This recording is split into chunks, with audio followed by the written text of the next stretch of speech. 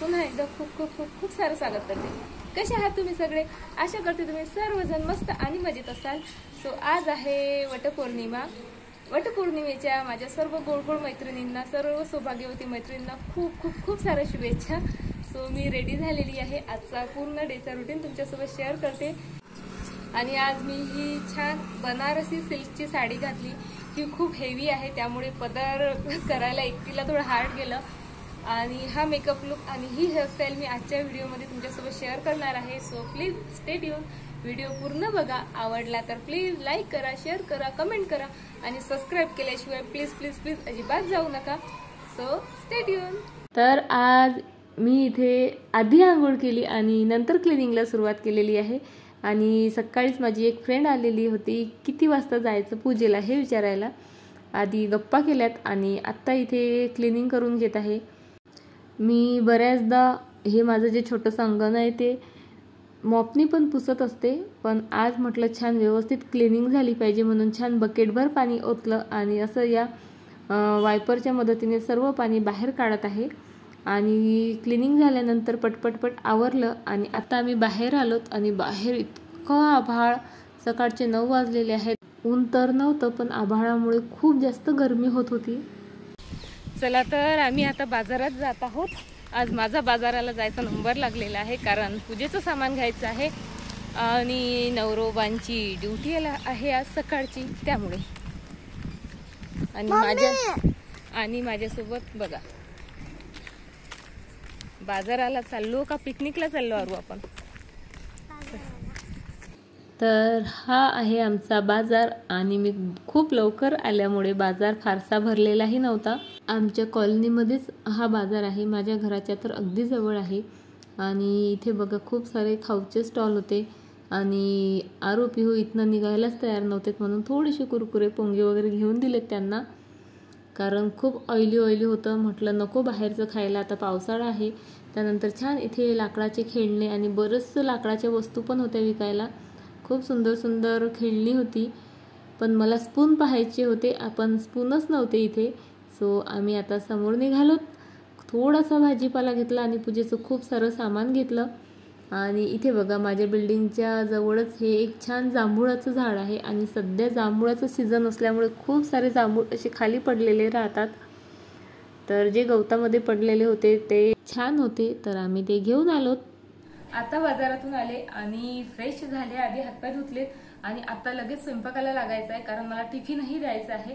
बाजारात यायला थोडा लेटच झाला, बरं खूप मोजकं सामान आणलं, कारण आणखी जर बाजार करत बसले असते तर भरपूर वेळ झाला असता। सो चला आधी स्वयंपाक करते। आज खूप घाईघाईत स्वयंपाक केला, कारण टिफिनही द्यायचा होता, सोबत पूजेलाही जायचं होतं।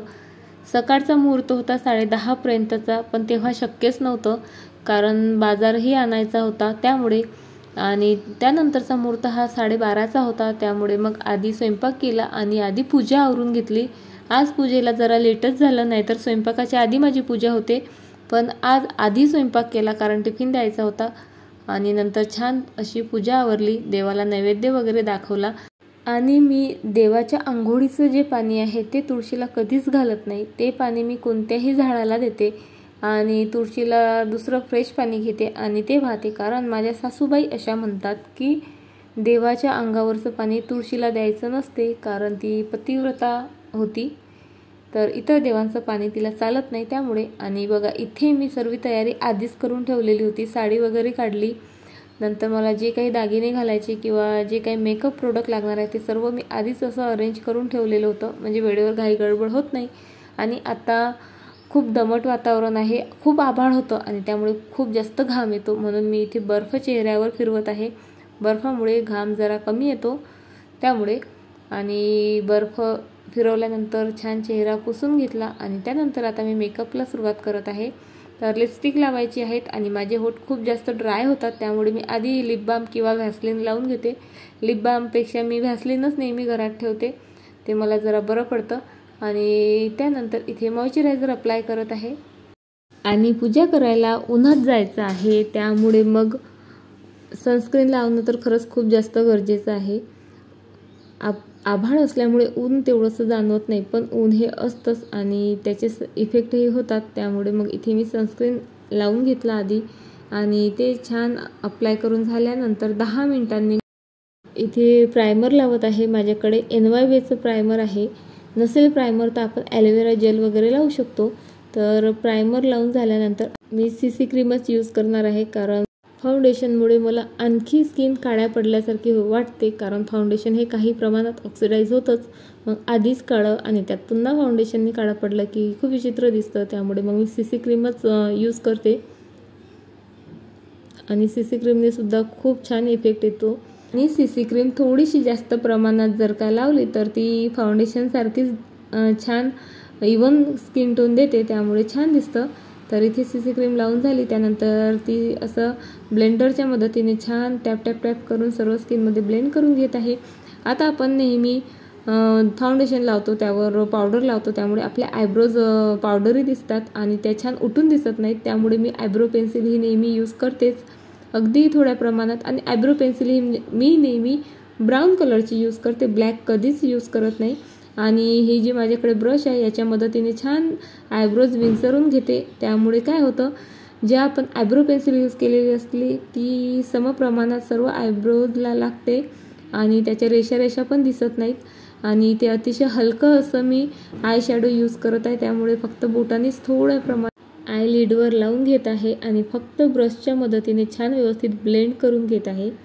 तर बघा इथे जवळपास आय शॅडो लावून झाला आणि इथे पिहूची हेअरस्टाईल बघा, पिहू नेहमी वेगवेगळ्या हेअरस्टाईल करत राहतो आणि मला विचारायला येतो मम्मा कसा दिसत आहे, तर थोडी स्तुती केली तर पिहू खुश झाला। सो चला आता मी इथे आयलायनर लावत आहे आणि मला आयलायनर छान एका स्ट्रोकमध्ये लागलं ना खूप जास्त आवडतं आणि इथे एका स्ट्रोकमध्ये तर मला नाही लावता आलं, पण तरी खूप छान लागलं माझं आयलायनर। आणि त्यानंतर माझं मोस्ट फेवरेट काजळ, डोळ्यांच्या दोन्ही कडेला मी छान व्यवस्थित काजळ भरून घेते। मला काजळ खूप खूप खूप जास्त आवडतं, फक्त काजळ आणि छान लिपस्टिक असली ना तर कोणताही मेकअप नाही केला ना तरी आपण छान उठून दिसतो।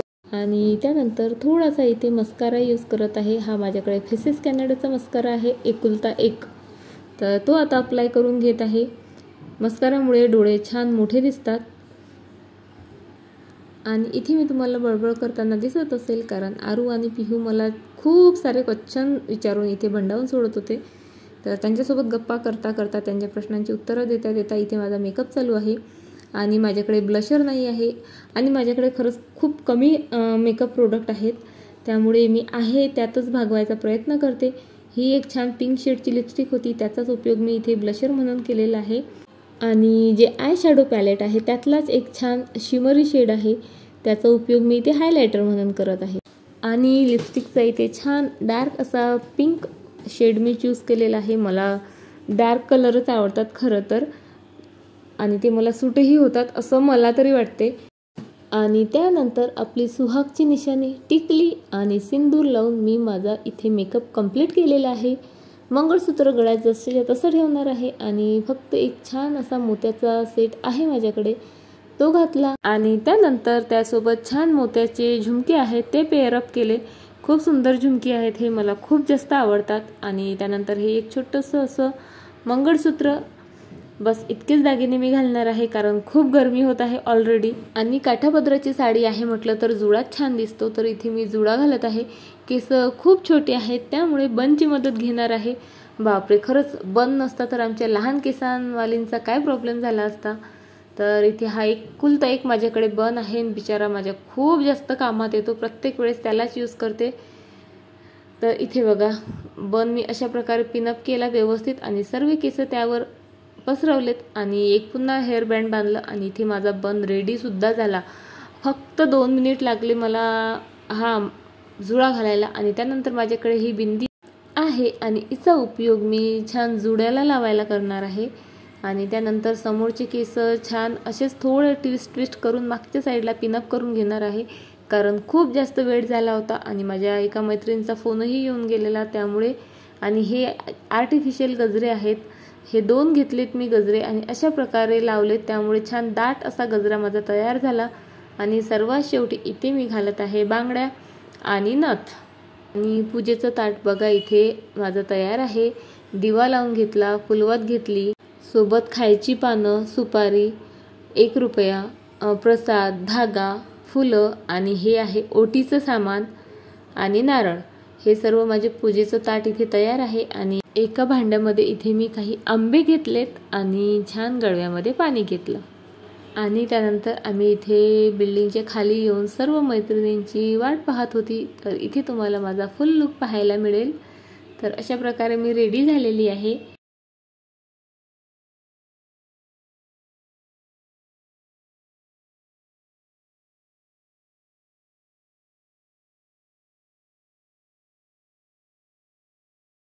आणि त्यानंतर इथे आम्ही सर्व मैत्रिणी पूजेला निघालोत आणि आमचे कॅमेरामॅन काही एक्सपर्ट नाही आहेत, त्यामुळे त्यांनी काही व्हिडिओ आडवे काढलेत, काही उभे काढलेत आणि तेच आता मला कसे तरी ॲडजस्ट इथे करावे लागत आहेत। आणि पहिली गोष्ट म्हणजे काढले तेच खूप झालं। आरूला खूप कंटाळा येत होता, तरीसुद्धा तिने माझं थोडंफार शूट केलं। तर आता आम्ही इथे वडापाशी येऊन पोचलोत। तर सर्वात आधी दिवा लावलात आणि इथे दिव्याची पूजा करत आहे आणि त्यानंतर आपल्याला गणपतीची पूजा करायची असते सर्वात आधी। तर इथे मी सुपारीचा गणपती मांडत आहे आणि नंतर इतर पूजा करणार आहे, कारण गणपती बाप्पांची आधी पूजा नाही केली तर मग त्यानंतरची पूजा फलित नाही होत असं म्हणतात। सो गणपती बाप्पांची पूजा झाली, दिव्याची पूजा झाली, त्यानंतर मी वडदेवतेची पूजा केली आणि ओटी पण भरली आणि त्यानंतर ही कापसाची माळ देवतेला अर्पण केली। तर इथे आमची पूजा आता संपन्न झालेली आहे आणि पूजा झाल्यानंतर आम्ही गणपतीची आरती गायली आणि त्यानंतर इथे आम्ही वडाला धागा गुंडाळत आहोत।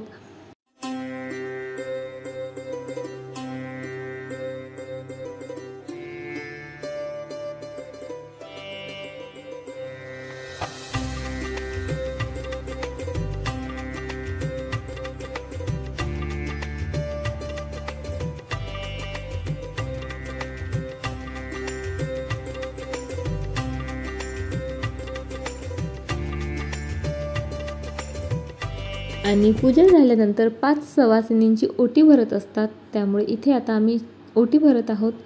ओटी भरताना आम्ही खूप मजा मस्ती केली, एकमेकींना नावं विचारली, नावं म्हणजे उखाण्यात नावं घ्यायला सांगितली। सो चला आता इथे आमची पूजासुद्धा झाली, ओटी पण भरून झाल्यात। त्यानंतर आम्ही छान काही फोटो क्लिक्स केले आणि या माझ्या फ्रेंडने खूप छान उखाणा घेतला, पण तो इतका हवेचा आवाज येत होता त्यामुळे रेकॉर्डच झालेला नाही। तिचा आवाज कमी आणि हवेचाच आवाज जास्त येतो आहे। आणि इथे पिहू बघा वडाच्या झाडाला इथे छान एक झुला बांधलेला आहे, त्याला झुलत होता। आणि त्यानंतर आत्ता आम्ही निघालेलो आहोत घरी यायला।